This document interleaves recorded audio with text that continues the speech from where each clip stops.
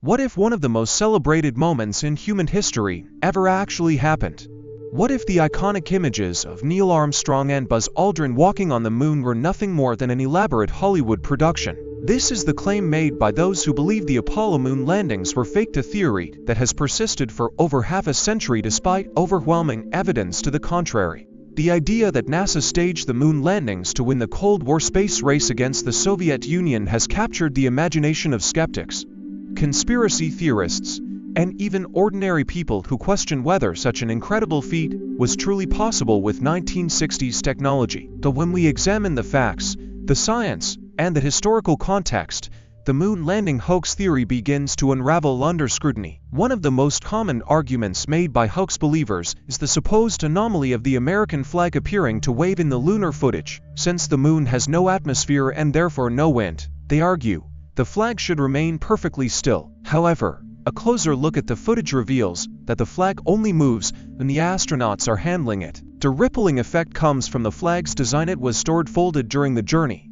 and when the astronauts deploy it, the fabric retains some of its creases, causing it to appear as though it were moving. Additionally, the flag's horizontal rod, meant to keep it extended, gave it a slightly wavy appearance. Once the astronauts stepped away, the flag remained still, just as physics would dictate in an airless environment. Another point of contention is the lighting and shadows in the photographs taken on the moon. Skeptics claim that the shadows fall in different directions, suggesting multiple light sources like those used in a film studio rather than the single, harsh light of the sun. However, this misunderstanding stems from the moon's uneven terrain. On Earth, we're used to shadows appearing uniform on flat surfaces, but the lunar surface is covered in slopes, craters, and rocks that distort shadows in ways that can seem unnatural if you're not familiar with the environment. Scientists and photographers have recreated these conditions using scale models and confirmed that the shadows in the Apollo images are entirely consistent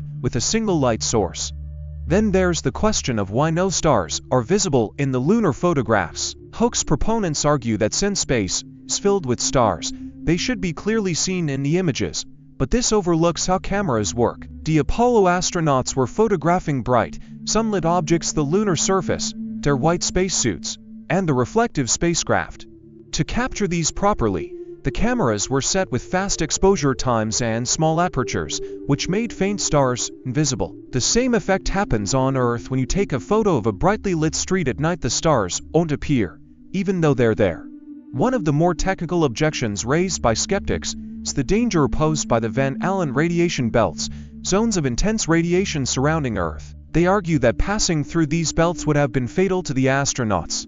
While it's true that the Van Allen belts are hazardous, NASA scientists carefully calculated the trajectory of the Apollo spacecraft to minimize exposure. The spacecraft traveled quickly through the most dangerous regions, and the aluminum hull provided sufficient shielding for the short duration of the journey. Later Apollo missions even carried radiation measuring devices, and the data they collected matched NASA's predictions, confirming that the astronauts were never in grave danger from radiation. Perhaps the most irrefutable evidence that the moon landings were real comes from the laser retroreflectors left on the lunar surface by the Apollo missions. These devices, essentially sophisticated mirrors, allow scientists on Earth to bounce lasers off them and measure the precise distance between Earth and the moon. Independent observatories around the world have been using these reflectors for decades, obtaining measurements accurate to within millimeters. If the moon landings had been faked, how could these reflectors requiring precise placement on the moon exist at all? Beyond the physical evidence, there's the sheer scale of the conspiracy that would have been required to fake the moon landings. Over 400,000 people worked on the Apollo program, including engineers, technicians, astronauts, and support staff. The idea that not a single whistleblower came forward with definitive proof of a hoax stretches credibility.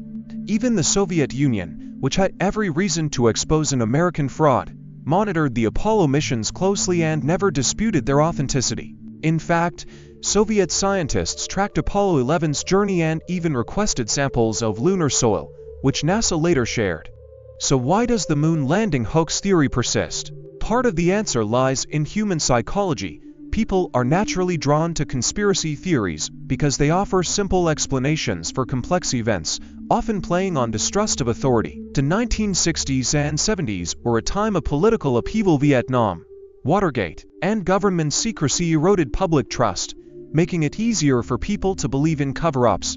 Additionally, the moon landings were so extraordinary that some find it difficult to accept they were real, especially when later generations grew up with advanced technology that makes the primitive computers of the Apollo era seem inadequate by comparison. Yet the truth is that the Apollo missions were a triumph of human ingenuity, courage, and determination. The rocks brought back from the moon have been studied by scientists worldwide and bear unique characteristics that could only have formed in the lunar environment. The photographs, film footage, and radio transmissions have been analyzed for decades without any credible evidence of tampering. And perhaps most tellingly, no one has ever been able to convincingly recreate the moon landing footage using 1960s technology despite numerous attempts. The real mystery isn't whether we went to the moon, it's why we haven't returned in over 50 years. The Apollo program was cut short due to shifting political priorities and budget constraints, leaving many to wonder what might have been if the momentum of space exploration had continued. Today, with new missions planned to return humans to the moon, we may soon have fresh evidence to silence the skeptics once and for all. Until then, the moon landing hoax theory remains a fascinating case study in how easily doubt can take root even in the face of overwhelming proof. Hey there, if you're enjoying this video and appreciate the effort behind it, don't forget to like this video. It really helps the channel grow, and if you haven't already, hit that subscribe button and turn on the notifications so you never miss an update. Oh, and one more thing, share this video with your friends. Spread the love and support. Alright, now let's get back to the video. Let me know if you want any tweaks.